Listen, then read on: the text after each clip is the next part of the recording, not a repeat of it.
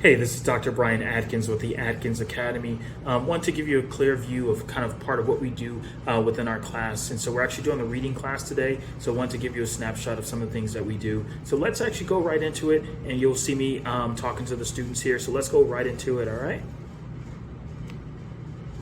All right, so in terms of preparing for the reading section, how exactly do you prepare for the reading section? So some of you say that we should, read practice questions in the book or something, or, use time management. Well, what are you going to do to really practice and work on your time management? So how does that actually work, right? And so practice, what are you going to practice? You're going to read the Wall Street Journal? You're going to read the New York Times or something like that? Like, what exactly are you going to prepare for, right? It's not like the reading section it's not like the math section where you know that you need to go and study fractions and decimals and ratios and percentages and proportions, right? So what exactly are you studying for the reading section? Right? I mean, are you studying Shakespeare or something like that? Like, how exactly do you prepare and do you study for the reading section? Right? What exactly are you going to be looking for and looking at? And so when we look at the TEAS VII exam versus the TEAS VI exam, yes, they decreased the number of reading questions. However, you still have a good number of what I call these FD questions, kind of these follow direction questions, these informational questions, right? But also significant number of passage questions. So how exactly do you approach those questions? What are you going to do to solve those questions? And so that becomes the the real question here, okay? And so how exactly do you learn that, right? And so do you prepare for that?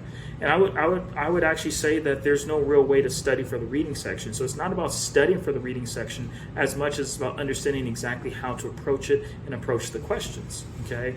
And so let's go through that, and let's actually talk a little bit more about this and understand this, okay? A little bit more. So let's kind of just put up a white page here and understand this, right? And so let's kind of clear your mind, kind of about it. Let's talk about how the reading section of the test is kind of set up, and then kind of how you should think about it and approach it, okay? And so with that, when we talk about the reading section of the TEAS test, they're going to structure it in such a way that you have these these passages up front. So when it comes to the reading section, okay, they'll have these passages up front. Most people focus on the passages, right, and waste all their time with the passages, and then get to the informational questions. But by the time you get to the informational questions, you don't have any time to do the informational questions, right?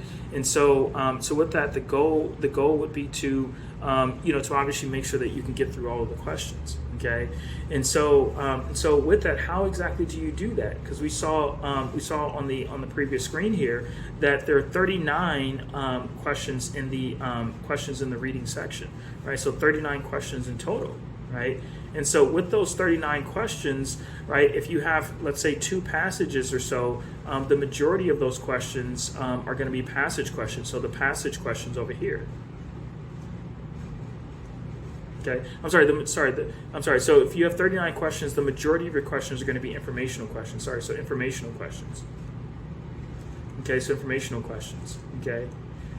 Whereas your passage questions, if it's 2 passages, you have about 6 to 7 questions per passage, and so with that, you're talking 12 to 14 questions or so of those 39 questions will be passage questions. So that means that the majority of your questions are really informational questions, and so we're talking about 24, 25 or so informational questions. So you have more informational questions than you do passage questions. But what happens is most people spend all their time with the passage questions, okay?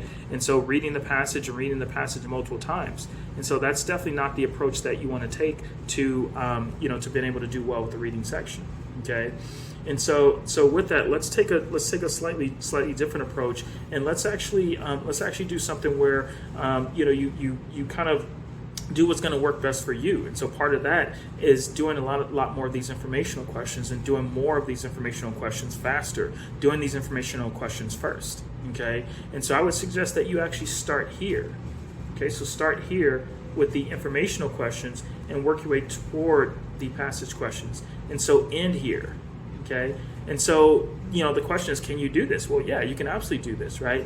And so in terms of the rules, you can go from question to question, but you cannot go from section to section. So you cannot leave the reading section, go to the math section, and come back to the reading section, right? So they won't allow you to do that, but they will allow you to move around within the section. And so make sure you use that to your advantage, okay? Because again, most people are just going to start with the passages and get bogged down with the passages and read and reread and reread the passages multiple times when you should not be doing that. Okay, and so then you look up and you have 10 minutes left to answer the next 25 questions. And you're just rushing through, the remainder of the reading questions, and just I guess you're just going to select D, right? Your favorite letter, I guess, to answer the remaining questions that you didn't get to because you ran out of time.